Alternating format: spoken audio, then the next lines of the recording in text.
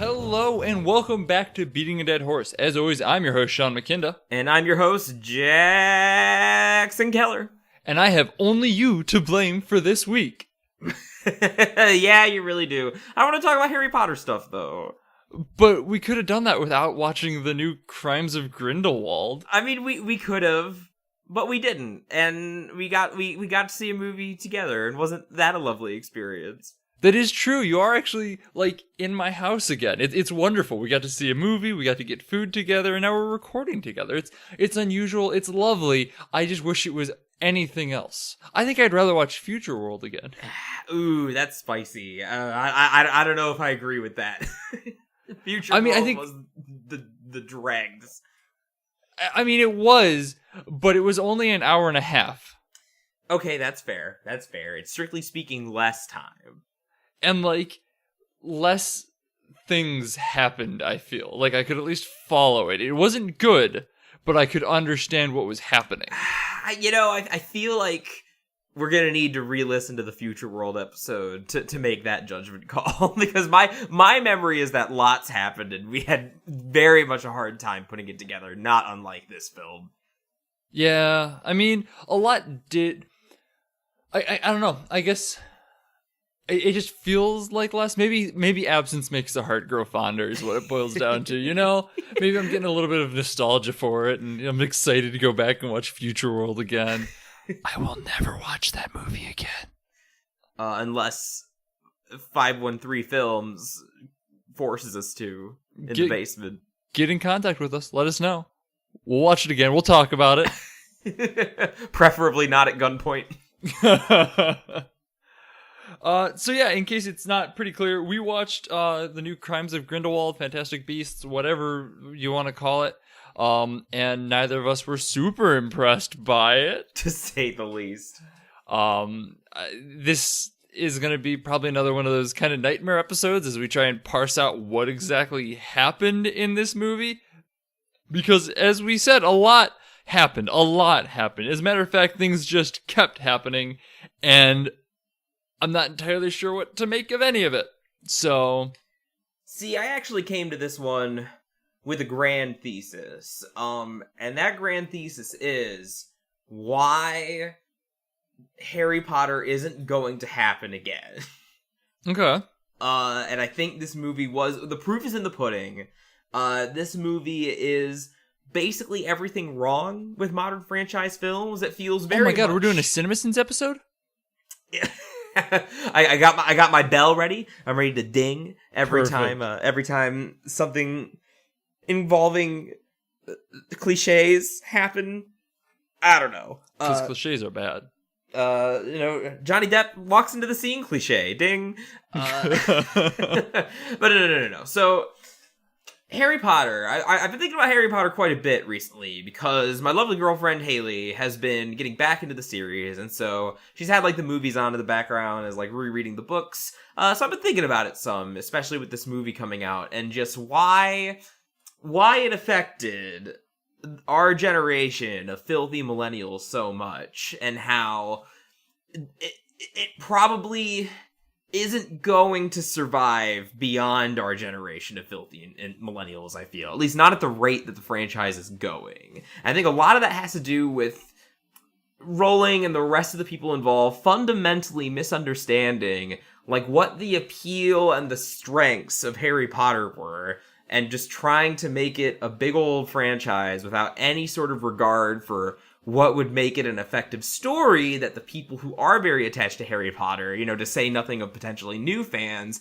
would get into it. I mean, honestly, that play about Harry Potter's son was equally terrible, but it was closer to the right idea than where the Fantastic Beasts movies are going. I mean, the Fantastic Beasts movies kind of feel like if you took Harry Potter 1 and then skipped books 2 through 6 and then just went to 7. It just kind of glosses over all the world building, all the setup, all the character development, and just says, nah, we're at the final battle.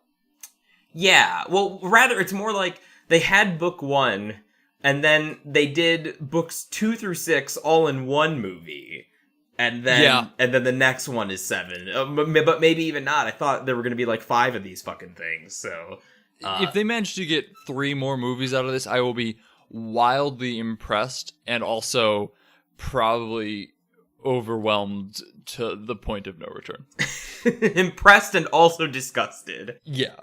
Yeah, I mean, as far as Fantastic Beasts, I mean, nobody cares about this movie is the thing. Even, like, huge, like, Potterheads are really wary about it. Shout out to my sister, who I was texting after we got out, and was like, I'm not looking forward to it, so... Yeah, it's as bad as you expect. Everything that you probably expected to be wrong with it is, for the most part. I mean, really, all I have to say is that they decided to explain where Voldemort's snake came from, and apparently she was a human lady who permanently turned into a snake eventually for some reason. And then 80 years before the events of the first movie. Yes. So, I mean, this is just about the dumbest thing that's ever happened in a prequel. Like, right down there for me with Han Solo getting his name from some random Imperial schlub who called him that because he was by himself. So, I mean, the whole movie is a mess. It's a nightmare. It's not worth watching. It doesn't add anything valuable to the Harry Potter world. Skip it. Listen to us rag on it instead. I mean, I'm gonna before we even get into spoilers, I'm just gonna kind of I feel like we need to talk a little bit about the first Fantastic Beasts, which I feel like I've mentioned in the podcast before that I wasn't really a huge fan of. It had some serious pacing problems. It had some weird identity problems. The ending fell apart like a nightmare. But like overall, I still can't help but admit that it had some charms to it. It had some interesting ideas. It basically was more of a story being told around the time of Grindelwald rather than a story being told about Grindelwald. And it fell apart at the end when it became about Grindelwald. Like, if you want to do backstory to your world and just world building in general, don't base it off a story that we already know how it plays out. Like, you've given us the complete story of Grindelwald through the original Harry Potter stories. Have the characters work around it, and I think it would be a lot more interesting. It's actually different. It's playing in that universe, but not retelling the story. There's a couple of scenes in this early on where Newt is kind of doing things, and it plays into the tale of Grindelwald in a very natural way. It felt like something that could have been smartly done, but then they just go whole hog and full bore into it, and it becomes a nightmare again. I know I've said this in the past, probably when we were talking about Solo, but I'm just going to reiterate because this movie continues to prove my theory true, that there is only one good prequel. It's called Metal Gear Solid 3. And the reason that Metal Gear Solid 3 is a good prequel is that it isn't just telling a story that we already knew. For one, Operation Snake Eater never existed in the other games. And for two, it completely changes how we view the character of Big Boss in a way that still makes sense for like what we know about him in the Solid Snake era. That's not the only example. The Star Wars prequels, for all that they did wrong, for all the ways they botched the execution, were going for something similar. They were trying to tell the fall of Darth Vader, but not just how we knew it, but by turning it on its head a little bit. He wasn't just seduced by power. He wasn't just a greedy overlord who was once a charismatic hero. He was pushed away from the side of good by their rigid, unflexible moral standards and their kind of like toxic masculinity way of running things.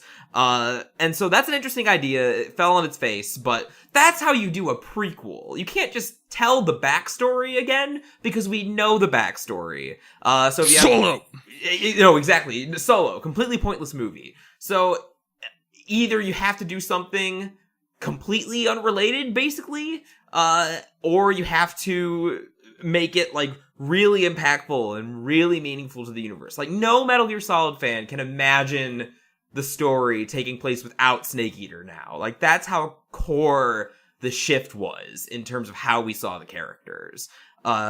Yeah. So, but this didn't do that. This is just telling us how Grindelwald became a thing. And the only reason Grindelwald was interesting in the first place was because he was known as like the bad dude before Voldemort. And the only reason he was interesting at all is because him and Dumbledore were very heavily involved, and it shed new light on Dumbledore maybe not being the 100% great guy we assume that he was throughout the books. All right, so now that we've established what makes a good prequel, a good story, a good reason to do a movie like this, let's talk about why not to.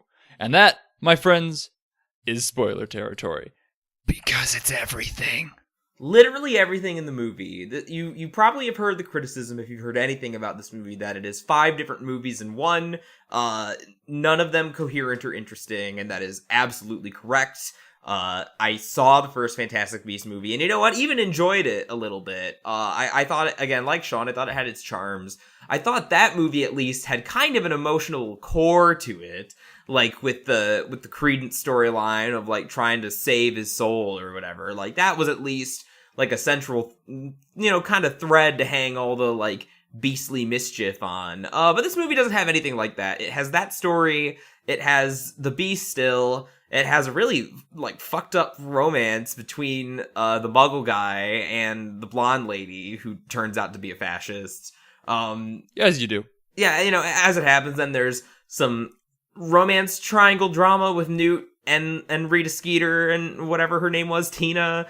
Gina. Yeah, couldn't even remember her name. And then there's also Lita Lestrange, who is another important character, and I can't remember if she was in or even mentioned in the first movie. Yeah, and then Grindelwald's going around doing his crimes, and that's to say nothing of like the 3 other like subplot Fs that are going on too. Yeah, anything that could have been a B plot in any of those individual movies, but as it stands, turns into like a C plot. It's crazy. And like a perfect example of why this movie just, it's going to be bad, because like it opens up with like WB's credits, and then it changes over to the Wizarding World credit, and it's Wizarding World, and then there's an open book, and then the pages are splayed out, but the pages are wands, and each wand is slightly different from the other one. And wow, Sean, you really noticed this. How did you catch this so quickly? It had been up there for probably 5 seconds at most. No, dear listener, this was 30 seconds of just Wizarding World, a static image that just said Wizarding World with the Wizarding World logo above it. Just unchanging, uninteresting Wizarding World. The logo caught me for a different reason, and gave me, like, the fact that it was so long kind of gave me time to reflect on, like, something that I had suspected going into the movie after kind of the last few bad Harry Potter related things, that this really crystallized, is that the Wizarding World is kind of a weird name for this franchise, and the fact that we see this logo is an attempt to make it like the Star Wars universe, or the MCU, and really make it the franchise. But the rub with that is that the Harry Potter world, it's a bit of a paradox, because one of the main appeals of the Harry Potter universe, the Harry Potter story, is the world, but if you go too detailed, then you kind of ruin the appeal. So I guess to explain what the appeal of the Harry Potter books if it's not obvious, is that you have the premise that this is like a school drama, basically, but also with wizards. Like, that is literally the entire first book, if you reread it. It's basically plotless. There's some Voldemort at the end, but mostly it's just Harry going to classes, dealing with little kid problems, bullies and stuff. Like, it's that intersection. It's why Harry's such like a cipher, is because the appeal is seeing all this whimsical, wacky stuff. And eventually, more gets added to it. Like, eventually the school stuff sort of falls into the background, and the Voldemort plot sort of takes a bit more precedent. But until book 7, like, it still has that school framework to rely on. And that's very nice structurally in terms of like the macro structure of one book being 1 year of school, of, not having to worry so much about having a really detailed plot, since we're kind of here for the school stuff anyway. And then you can just sort of let things happen kind of loosely, especially since it is a novel and you have time to breathe. What went wrong is that we get to book 7, where they're no longer in school, and suddenly it's about the plot. And without that school structure to rely upon, we start to see that J.K. Rowling is incredibly bad at writing a coherent plot. because book 7 is a case where the backstory is more interesting than the main story, because the main story plays like a video game. They gotta collect the trinkets in each dungeon and fight a boss. And in book form, it's incredibly dull. Whereas the only interesting stuff is theoretically what Fantastic Beasts is about, with Dumbledore and Grindelwald and his past and like the sins he's trying to make up for and all that good stuff. But we already know that. We already know what the point of that was, because it was in book 7. So now, with the Crimes of Grindelwald, we have the same problem. Only the school is gone. Like, Hogwarts is the appeal of Harry Potter. Like, nobody thinks about the wizarding world. Like, nobody cared what the American Ministry of Magic looked like. They cared what the American school looked like. Like, that's the appeal of Harry Potter. The school. So, now that it's gone, we just have Rowling's ability to plot a story, which is basically non-existent. And so, it's a complete mess. It's a complete jumble of random ideas, things just happen in order, new plot twists are revealed that I didn't know I was supposed to care about suddenly. Nothing is ever set up. No, and if it was in the first movie and I already forgot it. There was no sort of reminder. It like for example, so the main example would be the central figure is still the boy, the obscurial boy from the first movie. And his central question, much like the new Star Wars, is like, who is my lineage? Like, who are my parents? Where did I come from? I really care about this. And it's revealed that he is a member of the Lestrange family, like Bellatrix Lestrange. But then another Lestrange girl is like, no, here's a twist. I actually killed my brother on accident. So it's not him. And then at the very end, it's revealed that he's a Dumbledore. And that he's Dumbledore's long-lost other brother that was not mentioned in the books. So, I mean, it's just a mess. It's just a hot mess. It's just one example of needless plot twists that I don't care about. And also Voldemort's snake is a lady, for some reason. I mean, that's important to note. I mean, let's be honest here. How else would we know that she's a Horcrux? But world building.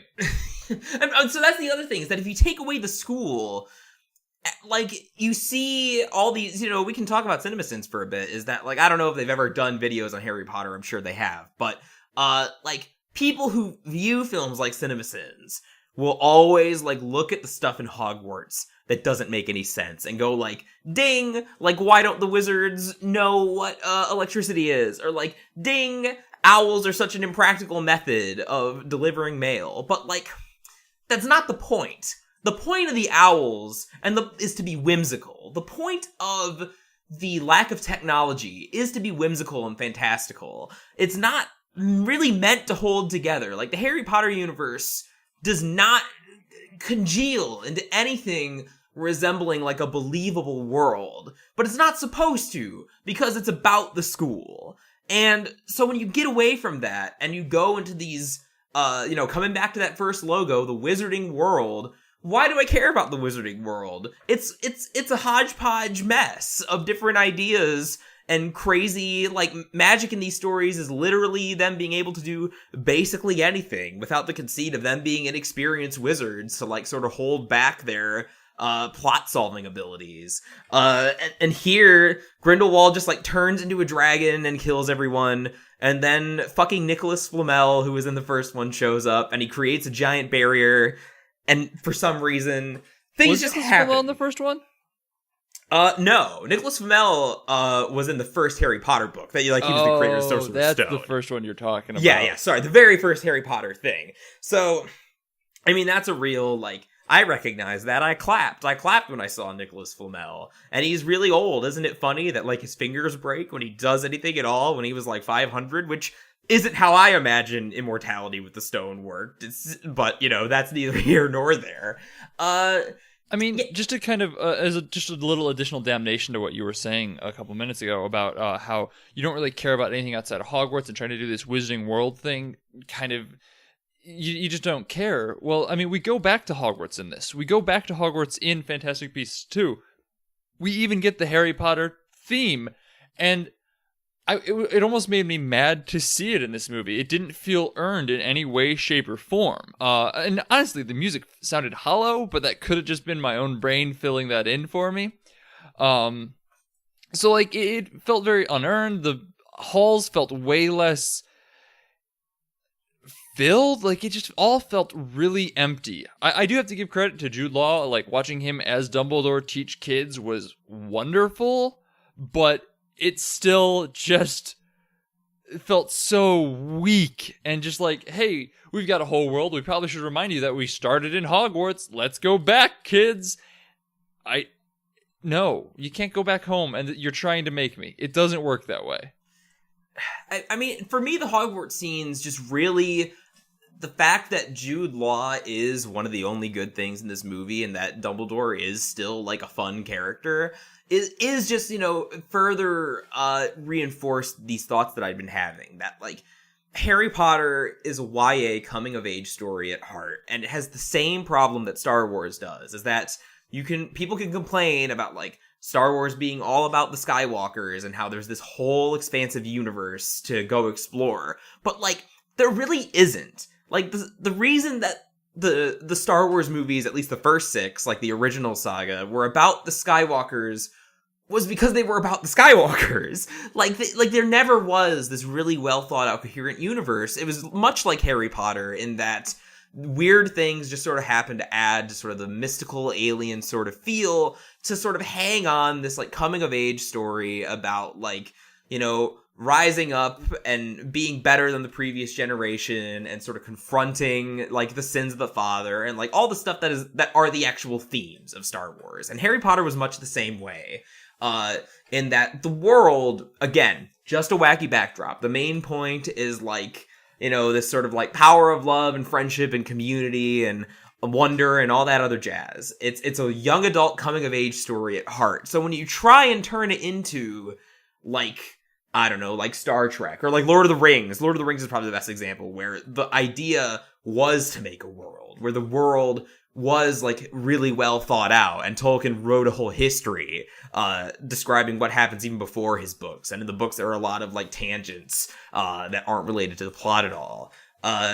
Like, you have to think that stuff through. Or even, like, A Song of Ice and Fire, like, a lot of thought is put into, like, the politics and making sure that Westeros has a particular feel and, like, a history. Again, whether or not this was a good idea, like, George R.R. Martin did just write an entire, like, 5,000 page history of the Targaryens instead of the Winds of Winter.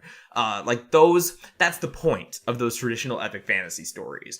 But Harry Potter, again, much like Star Wars, because I think it's reasonable to say that Harry Potter is kind of the Star Wars of our generation. It's always been a young adult novel at heart. And that's the appeal of it, and so trying to turn it into Lord of the Rings, just the biggest misfire imaginable, I think. Yeah, I mean, it really goes back to your idea of, like, how prequels should be done, and this is way too much trying to inform a story that was already told in its completion. It's what I was saying, too, and that, like, if you're going to do something like this, build a story around it, not about it. And, like, there's some very cool moments that could have been if it was just tangentially like, hey, Grindelwald is doing this right now, go do your adventure somewhere else. It could have been nice, like, signs in the background, like, Grindelwald wanted for his crimes or whatever. And then maybe it all ties together in the final movie, like in a trilogy, only a trilogy. This does not need 5 movies, where, Grindelwald is using monsters and stuff, so you need to get Newt to go save the monsters and thwart Grindelwald, and it would have come together in a very nice, natural way, just quietly world building in the background while Newt has wacky adventures. Solve your pacing issues, and it would have been a great series. No problem. But no, we have to go into deep lore on how the Bellatrix Lestrange tree functions, and that women are represented by flowers in this because it's a dysfunctional family, and blah, blah, blah, blah, blah, blah, blah. And, like, it's literally, I'm not making this up, that 10 minutes of familial tree explanations. And when they actually break out a literal family tree, you have done something terribly wrong. they may as well have just shouted, "Les enfants terribles!" The terrible children. Because that's all I can think about whenever a story tries to pull that family tree exposition bullshit. Let's talk about Grindelwald for a minute, because I'm digging everything you're saying, especially because, like, as far as the first Fantastic Beasts movie succeeds, it is in retaining some of that whimsy and some of that sort of sane feelings of like, I'm a young person and the world is sort of like beating down on me and I've got nowhere to go, because that was sort of the core of like the Credence storyline. And the other thing that like made the first one a little better is that since there was the framework of like the adventures with the Fantastic Beasts, is that even if it wasn't quite as fun or relatable or like something that you'd really like dream about like Hogwarts was, it was still like whimsical, seeing all these magical creatures and Newt kind of interacting with them and being this weird guy who's really into creatures and, sort of just letting the magic kind of happen and playing loose with it. And those are sort of the areas where the first movie works. The problem is that most of that stuff is gone. Most of the charm is gone. Most of that sort of young adult core is gone, because the core is now Grindelwald. And the thing about Grindelwald is that it's both a blessing and a curse, because as a villain, he is better than Voldemort. Voldemort, this in my humble opinion is one of like the worst antagonists of a major franchise, like a complete nothing of a character. And so Grindelwald is better than him because he does the same sort of shtick of showing kind of how like fascism sort of rises to power, but does it with a bit more character and a bit more sort of like realism to him, and that he's very sort of seductive. Like he always tries to make himself look like the reasonable one. I mean, he would be seductive if he wasn't played by Johnny fucking Depp. Yes. Johnny Depp, after everything that happened, they should not have kept fucking Johnny Depp in this movie. No. And they made that even worse and more awkward in my opinion by like by making him look like such a weird creep.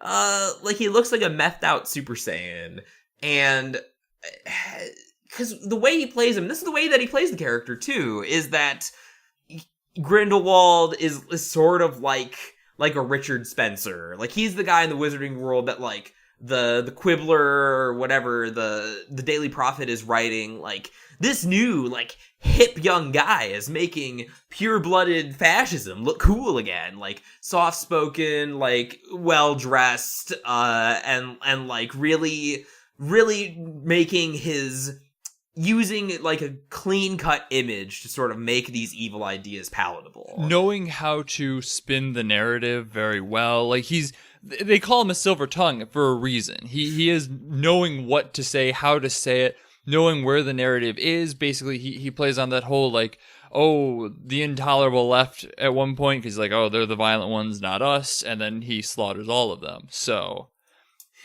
he knows how to play the narrative. Yeah, and so like that all tracks and that all works, but kind of the rub is, the reason it feels like a bit of a waste is that we know that in the grand scheme of things, Grindelwald doesn't matter except as a footnote to Dumbledore's story. We know that Voldemort is actually like the real big bad who was so feared and hated that like they couldn't even say his name. So it feels like a bit of a waste, and also like a bit of a, well, we tried to show this fascism rising thing with Voldemort and went a bit too heavy-handed with it, so now we're gonna try something subtler, but it's still basically the same. Like, it feels like too little too late to me. Like, they're trying to make up for the fact that Voldemort wasn't a great villain. And so the thing about Grindelwald is that let's pretend for a minute that in the 7th book we didn't know about Dumbledore's backstory with Grindelwald, and then these movies were about that we know that Dumbledore beat Grindelwald and he was sort of Voldemort before Voldemort, but nothing else. And then you go back and sort of tell a story about a young Dumbledore and twist the narrative that he gets like a friendship or a romance or, whatever, if depending on how weak or like J.K. Rowling is feeling about her like representation issues at the given moment. But like we see that relationship build, and that would be a nice twist, because then we would like see the great and powerful Dumbledore, who we assumed could do no wrong, was like involved in sort of this like far right like wizard genocide sort of stuff, and like skirted close to the edge and had to redeem himself for all of his sins, that like, and that would really recontextualize how we saw him in the Harry Potter books. But the problem is that we already know all that, because that was the point of including the backstory in the first place, so we didn't need a whole movie. Well, 5 movies. Yeah, oh god, if it was only one movie, I might have been able to stomach that. Like, like I at least like, God, like Solo was bad, but this was so much more of a wreck. At 2 hours a piece, adding 10 hours to the Harry Potter runtime just to say what they did in book 7 in about 5 minutes. That feels like a real good use of time. Real good use of time, real good use of money, real good use of talent. Just nightmare. Here's an interesting question for you, just kind of a little bit off theme and just kind of off everything else that we've talked about so far. Were there moments that you were just like painfully aware that you were watching a movie? Yes. Like, there was one scene in particular, I think, where Lita Lestrange was coming down an elevator or something, and I'm like, oh, this is a movie. And I don't know what it was about that scene in particular, but it was so clear to me that it was a movie. And like, I've been trying to think through it and figure out why. And the most I'm coming up with was, it was so basic in every regard. Like, there wasn't really any interesting lighting behind it. It was just a flat backdrop on the other side. It was a static shot. She was in the middle of the frame, just coming down, and nothing happening. It felt so safe and uninteresting. I'm like, oh, this is just a movie. And that lasted for a couple minutes. For me, that moment was early on, when we get sort of the fucked up enchantment date rape plot with Jacob, because for me, like, the way that was being played, it felt like, just with his general behavior and the dialogue and the way the scene was shot, like, it just felt like a 40s screwball comedy, and like the most like, well, I mean, you get like the pink looking through his eyes vision thing going on. Yeah, like with, it just felt so much like a bad, like, early 60s sitcom or something, that I was just taken out of it, and I'm like, this isn't a world, this isn't a story, this isn't art. I mean, for context, if you have not seen the movie, the blonde sister, whose name was Queenie, that's it, put a charm on the muggle from the first one to make him, like, just permanently love her and get married and stuff, and it was totally against his will, and he finds out and is a little upset, and it's just totally so crazy a power differential, as Jackson put it, and it's uncomfortable. Like, the context of what that means and how people would use that in the Harry Potter universe is crazy. Because, like, they mentioned a little bit, like, there's a reason love potions are banned, but, like, they never go as explicit to be like, this is a person in love. They are brainwashed. Well, you know, it's even weirder to me, because, like, thinking about it again, like, that is Voldemort's backstory, is that his mom, like, used a love potion on a muggle guy for years and years and years, and it was this, like, really fucked up, like, loveless marriage born of, like, control, basically, and that's how we got the worst wizard of all time. Oh so, my god, is that gonna be the untwist? Oh, no. Oh. Well, wait, it can't be, unless, like, they reveal that. Do we know Jacob's last name? Could they say it's Riddle? I don't know if we do or not. Oh, God. Quick run to IMDb. Yeah, look into that, because I had my own, I had my own stupid theory for what they were going to do with Voldemort, but we'll put a pin in that for a minute. So yeah, the whole date rape thing, when that happened, and like it was presented like Jacob was being unreasonable with her, and like he was so desperate to get her back, I'm like, dude, run, like, let her go, like that is not a healthy relationship, like, please don't do this to yourself. And then she turns out to be seduced by a fascist, so I guess she's supposed to be the bad guy, but like it's not played that way when the scene happens. What was his name? Jacob. His name is Jacob Kowalski. Okay. But, like, I feel like it's also common enough, like, I can see them being, like, Riddle wasn't actually Voldemort's last name, and it was a thing that he assumed when he went to Hogwarts and whatnot. I mean, they could totally retcon it. Well, shit. I mean, I guess we could move into stupid predictions. I mean, do you have anything else you want to say about this trash fire? I kind of want to just touch on another part of the cinematography that bothered me. Surprise, surprise, right? Early on, we get kind of this couple shots of the camera the first time we really meet Lita in this movie. And I say in this movie because I don't remember if she was in the first one or not. And I also do not care enough to do research to find out. Where the camera is just super tight on everyone's faces. And it's really kind of weirdly uncomfortable. And I've been kind of marinating on why I think they might have gone with this path. And like, there's the idea, I don't remember if this has been confirmed or not, but that Newt Scamander is on the spectrum. He is like lately autistic. And so like I kind of get the idea of like, oh, if we kind of set up the camera really tight and people and make the audience uncomfortable, we get kind of the same vibe that Newt is feeling in those moments. Which is an interesting idea. I don't think it's a bad idea. I think in a smarter movie, I would have given it credit as that's what they're doing with it. But I feel like in this movie in particular, I was kind of like, this just feels uncomfortable. Like, why are you so tight? Pull away.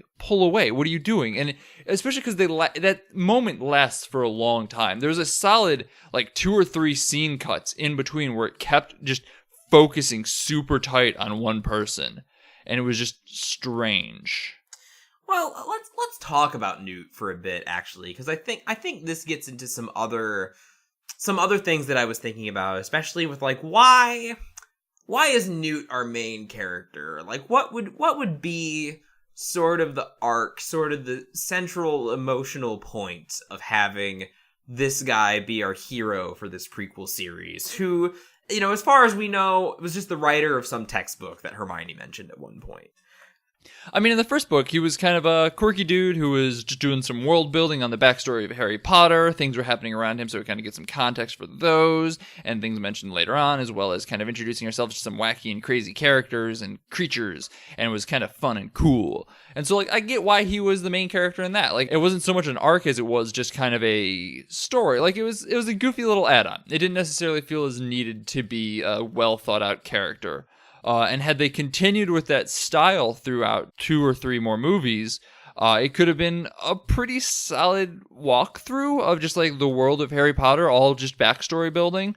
But instead they turn it into this in the second movie, where he's no longer a character. He's just somebody that goes where he's told to go because movie plot.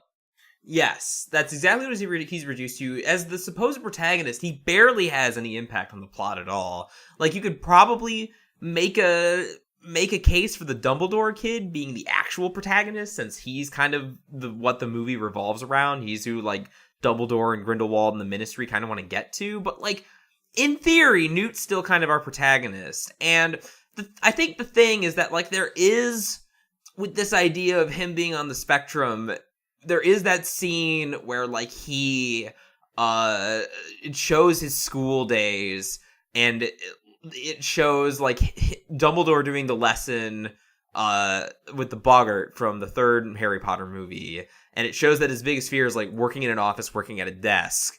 And so like I think that sort of idea for like a central character sort of plays well with the whole like Harry Potter ethos of like whimsy and magic and love and fun. But then also I think you could have made it work with this backdrop of like dark times are rising, like fascism is happening, and like Newt just wants to, you know, sort of stay out of it and like play with his creatures, but then maybe coming to understand that maybe in his own capacity, like he's got to fight for that whimsy, for that ability to continue doing what he's doing. Like I think that really could have worked, and maybe tied it, if you wanted to tie it into the Grindelwald stuff, like made him more of a character, because it feels like now, like they introduced that idea, but for most of the movie, he's still going around doing wacky things, like has like a buddy comedy routine with the Muggle guy, and makes a big joke about how like Tina's eyes are like salamander eyes. And it's supposed to be funny, but like, so he's just clowning around the whole movie. But then he's got this brother drama who he barely interacts with. And then they come to an understanding. He's like, oh, I know what's important now. I got to side with, you know, the people fighting against Grindelwald. Except wasn't he already doing that in the first movie? And it's just a mess. He just exists to be quirky as it is, and isn't really much of a character. Which again, as you say, is fine if the point of these movies are just to be quirky and fun. But not if these are going to be our prequels. Not if this is our prequel trilogy. It'd be like if the Star Wars prequels decided that like Admiral Akbar was going to be our POV character, you know? I mean, it really would. It's such a wild decision to shift from what the first movie was to this. Because the first movie was way more casual, fun, let's just go have an adventure. And this is way more dark, serious. I mean, the tone is set right off the beginning when they just fucking kill like a bunch of wizards. Like, they just die. Oh, yeah. Speaking of death on this death podcast, did you think that, like, Grindelwald having his minions Avada Kedavra that baby was like unnecessary?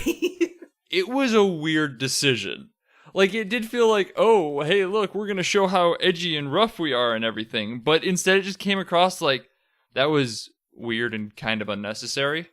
Like, I get why they did it, because right beforehand, like, it's to show that Grindelwald is, like, a hypocrite, because he's talking about how, like, he isn't gonna kill everyone, like, Muggles still have a purpose, and he's not out to, like, you know, be a mass murderer, and then he does it. And it's like, yeah, okay, whatever. I think it would have been more interesting if he had, like, kept the kid, you know? That's what I thought was gonna happen, honestly. He was looking at it like, ooh, is this a wizard baby? And kept it to teach it to be one of his own, like a pupil of sorts and whatnot. Like, I thought that's where it was going. But then they just did the obvious dumb thing, like the rest of this movie. I mean, yeah, if you got a kid, you gotta kill the kid. That's how it works in movies.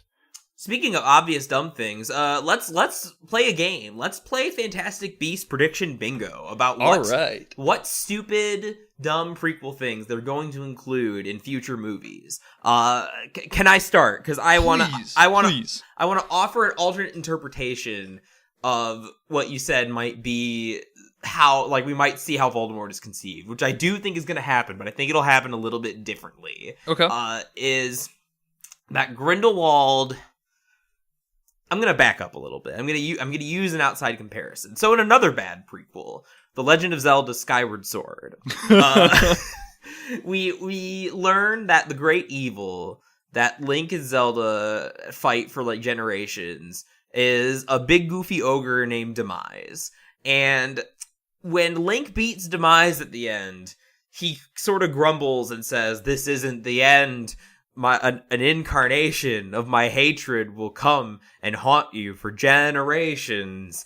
And then he disappears, and it's implied that, like, Ganon was Demise, except the only reason Demise is important is because he's Ganon. I'm kind of afraid with where you're going with this, so I think I know what you're gonna say. So what I'm proposing is to maybe account for the fact that Voldemort is such, like, a cipher of pure evil.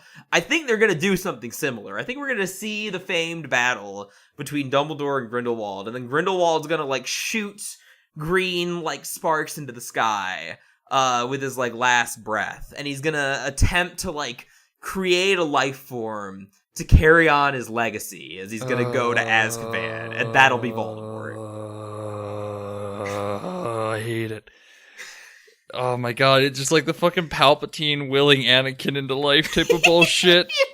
As Red Letter Media put it, Palpatine shooting his space cum to make a virgin bird. Oh yeah, I hate it. That feels like a thing that they might do. I was gonna say, I think your theory is pretty plausible. I could see them retconning Queenie, like that being a nickname, and like I bet you if they do go your route, I can see this happening, is that since Queenie, I don't know if we know her last name either, but I think Voldemort's mom's name is like Merlope Gaunt or something like that. So like if we find out that like that's just a nickname and Queenie's name is like Merlope, even if it's not Jacob, I think she could be Voldemort's mom. Yeah.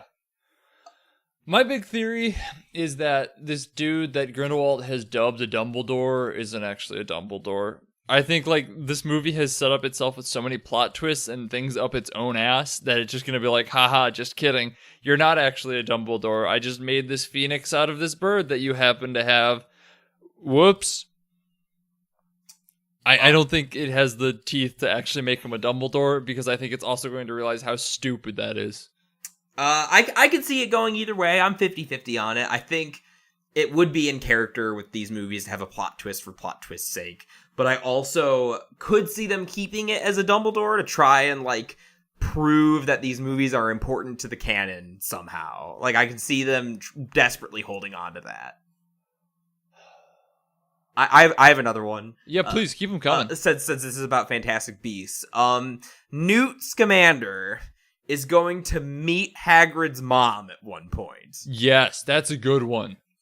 I think this is absolutely going to happen. He's going to meet a giant, and he's going to meet a stubby guy who's going to be a wacky, like, quirky character who, like, really likes animals, and Newt will get along with him, and then he'll run away with the giant at the end, with the implication being that those are Hagrid's parents. You ever thought about how the sex would work? I'm pretty sure they make a joke about that. In one of the books, like, oh man, he's diving real deep for something like that. Let's see, what else happened in this that I feel like could be a payoff in a really dumb way? So Nicholas Flamel dies at some point, doesn't he?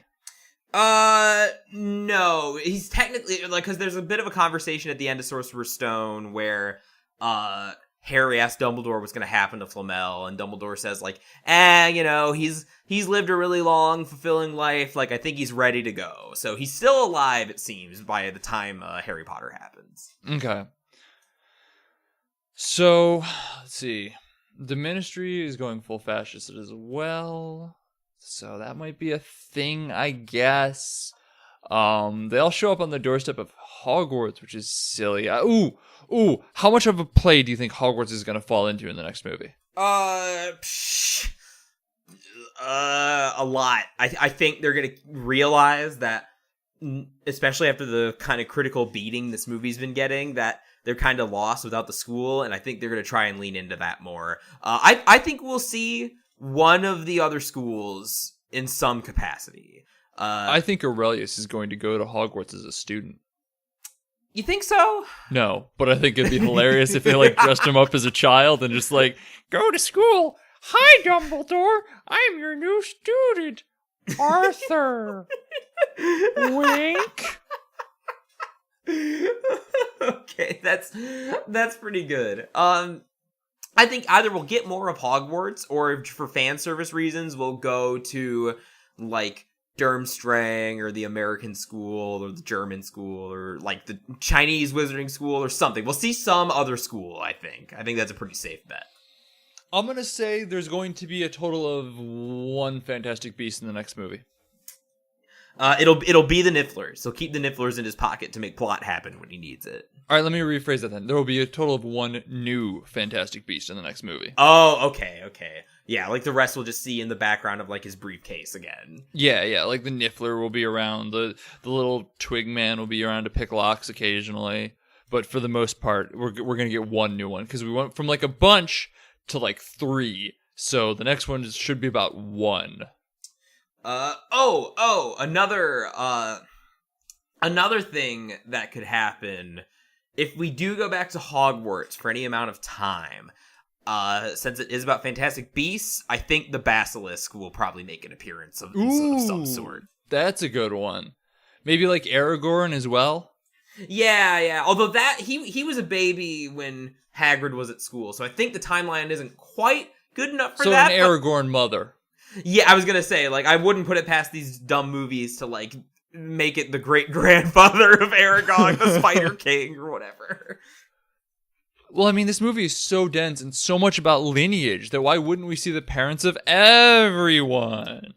Let's get James Potter Sr. up in this bitch. I was gonna say, I don't think we'll see any Potters. I know I said that as we walked out of the theater, but I changed my mind. Who I think we will definitely see Malfoys and Weasleys for sure. Like, we'll see the beginning of that feud. Like, the Weasley, like, maybe they'll be chummy, and then the Malfoys will, like, side with Grindelwald, and the Weasleys will, like, maybe have a change of heart and, like, be with the Muggles and kind of fall from grace, and that's why they're poor. I bet you will get some backstory on the Weasleys since they're poor. Or they're both in a bookstore, and, like, Newt runs through and knocks books out of Malfoy's hands, and so then, like, they blame the Weasleys, and that's the start of the feud.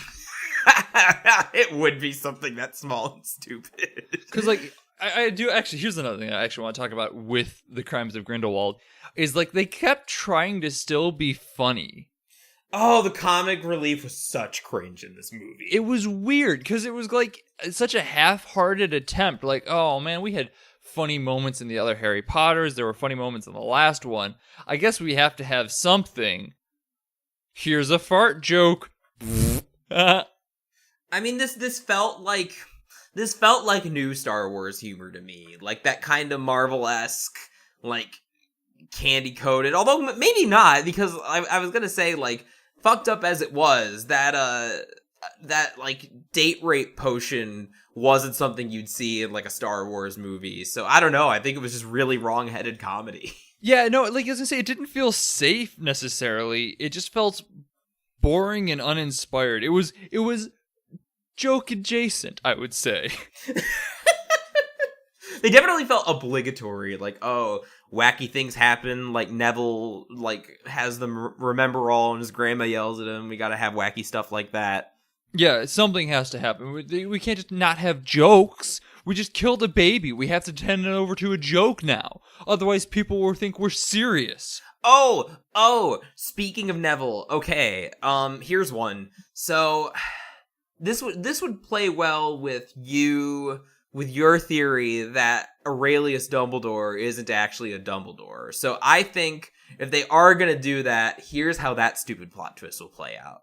Is that Lisa Lestrange, whatever her name was, Lita, and she switched the babies, but what she didn't know was that there was some 5D chess going on, and someone else had switched the babies before her, and so she was indeed holding her real brother, the Lestrange.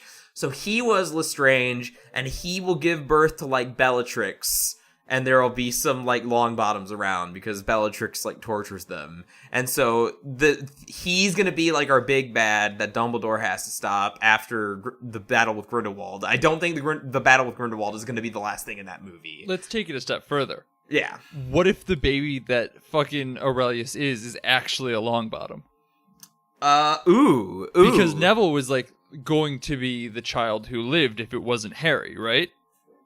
That might be too deep a cut. That might be too, like, smart for them. You think? I think it might be. Yeah. Actually, you know what? I don't think, maybe there won't be any Longbottoms at all.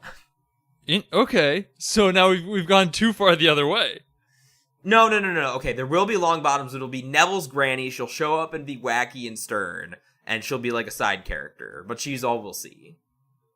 All right, I'll buy that one. Just a nod to the Longbottom clan. That, like, she'll be a semi-recurring side character who doesn't really, like, shows up for some battles but doesn't really impact the plot, and to be like a crotchety old lady who's kind of funny. When did nearly headless Nick lose his head? I thought that was, like, in the Middle Ages. I can't remember. Because, like, I'm trying to think of some deep cuts, because there's definitely going to be some deep cut references in there somewhere. At least one or two. Oh man, okay, here's a spicy one. Here's the one that's both spicy and would be, like, incredibly racist, which I can see them doing. So where Nagini, the snake lady, they said she came from, like, Indonesia, right? Mm-hmm. So what if, like, they take the only other Asian person in Harry Potter and, like, imply that Cho Chang, like, Harry's, like, not that important girlfriend from the 5th book, is actually descended from this snake lady because they're both Asian? Oh no! Like, I could see them doing awful. that. I don't know. I mean, I think that would be interesting because that would get a lot of blowback. But also, it's not like J.K. Rowling hasn't made a ton of decisions that have raised eyebrows. J.K. Rowling kind of falls in that faux woke category sometimes. So, like, I can see this happening. Yeah, yes, for sure. I don't know. I'm trying to think if there are any other major predictions I have. I think the big ones are that it's either it's not actually a Dumbledore, and they're just trying to pull the wool over our eyes, and that we're gonna see Voldemort. I think those are the two big ones. It'll end with the birth of Voldemort. Oh, one more minor one, since we don't know exactly how long House Elves lives. Dobby will show up at some point. Okay, cool. Or like a relative, obviously. Yeah. Because lineage, bloodlines are important. Or Dobby will be captured by the Malfoys, and that'll be the start of her servitude. Oh my god, and that can play into like why the Weasleys don't like them. Yes. Oh my god, I hate it. Alright. I hate it so much. See, now I feel obligated to see the rest of these just to see how many of these fucking predictions come true. I mean, we're gonna go see the next one, let's be honest. Let's be real. Oh well. So I guess come back in 2 years and let us know how bad we did. Or if we got them all right. I bet we got them all right. So yeah, I've been your host, Sean McKinda. Find me on Twitter at Sean_McKinda, website isortof.com, Twitch stream, twitch.tv/helpless_Skippy. And I've been Jackson Keller. You can find me in Sean's basement tied to the radiator. Please send help. Heyo. If you'd like to talk to the podcast in any way, shape, or form, please message us at BADH_cast on Twitter. If you would like to, oh my god, I cannot think today. The Crimes of Grindlewald has fucked my brain right up.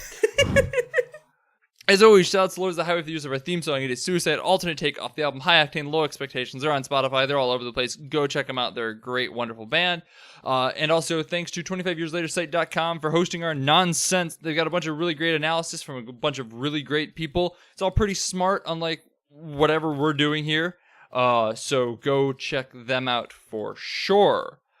Next week, it's time. We're doing a long requested episode. We're returning to the JoJo well. It's part 3. Be ready. Be afraid. Bye.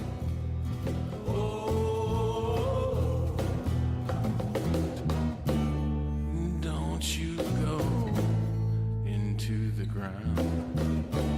Don't you go.